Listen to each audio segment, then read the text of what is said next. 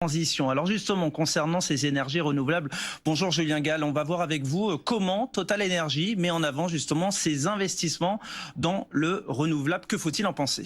Eh bien justement, on va le voir avec ce graphique. Regardez, ce sont les résultats de Total Energy en 2022, donc l'an dernier, sur les principaux secteurs en milliards d'euros. Vous voyez ici la part d'électricité, 930 millions d'euros seulement. Alors la part du renouvelable dans les profits du groupe est moins importante que les chiffres qui concernent les hydrocarbures qui sont juste ici. Également moins important que le bénéfice net de Total Energy. L'an dernier, en 2022, 19 milliards d'euros, une augmentation de 28% par rapport à l'année précédente.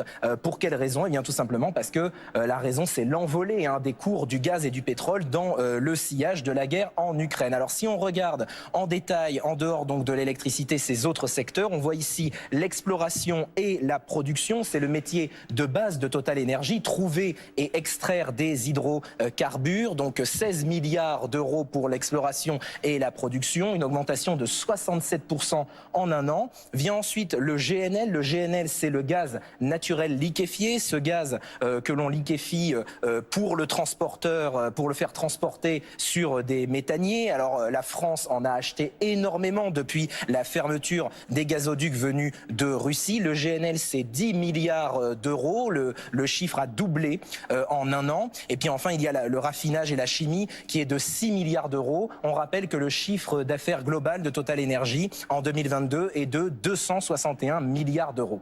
Et Julien, on rappelle également que Total Energy n'est pas la seule entreprise dans les énergies fossiles à être justement pointée du doigt ou en tout cas bousculée. Effectivement, regardez, il y a donc Total Energy qui a fait en bénéfice net en euros sur l'année dernière 19 milliards d'euros en 2022 de bénéfices. Mais il y a également BP, 25,7 milliards d'euros en 2022. En 2021, c'était 11 milliards d'euros pour vous donner un ordre d'idée pour comparer. Shell, 36,3 milliards d'euros en 2022, un chiffre qui a doublé par rapport à 2021. Et puis enfin Exxon, 51,9 milliards d'euros en 2022.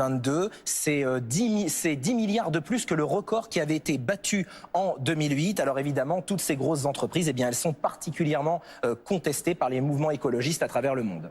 Merci beaucoup Julien Gall pour toutes ces précisions. Marie Cohuet, on vient de le voir, ces chiffres donnent parfois le tournis.